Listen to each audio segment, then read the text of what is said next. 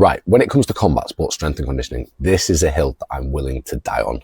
And anytime that I mention it in any socials or anything, I always get blasted for it. But here's going to be a definitive reason why I don't think exercises like speed squat, speed bench press, speed deadlift do anything for the development of speed and power. Ultimately, there is a big difference between having intent to move something fast and actually eliciting the adaptations that we want that might improve speed and power.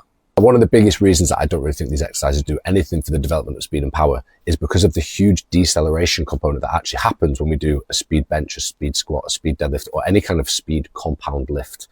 There was a really interesting paper that actually looked to compare a bench throw with a bench press and found that actually about 50% of the way through a speed bench or a bench press, we actually begin to decelerate the bar because ultimately we don't want the bar to leave our hands, similar to a speed squat.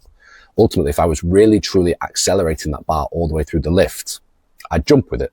Now, the length tension relationship tells us that as we begin to extend and change our joint position, we begin to get stronger. Anyone who's done a bench press before knows that. As you begin to press, the further that bar gets off your chest, the stronger you become. Now, if about the top 50% of that exercise is actually deceleration, what we're actually doing is as we begin to get into these stronger joint positions, we begin to slow the bar down. So we're only really loading up or only really accelerating through the position in that joint or the position of that exercise where we're weakest anyway.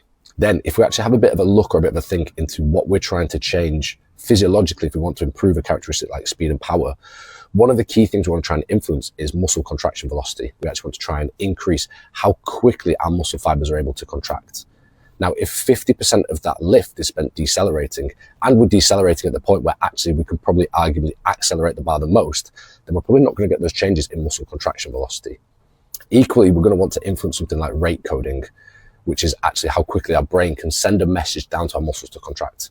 And again, with something like a speed bench or a speed squat or a speed deadlift, where we're not actually going to be moving as fast as we possibly can because we have a weight in our hands, we're naturally going to be slowing ourselves down and factoring the deceleration component.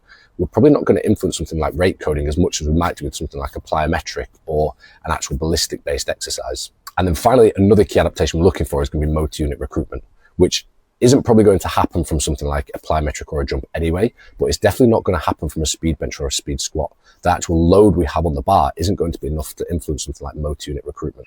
If we actually take a step back and look objectively at the exercises like the speed bench, the speed squat, the speed deadlift, and think about, is it eliciting any of the adaptations that we would want it to try and improve speed and power? It really doesn't begin to tick any of those boxes.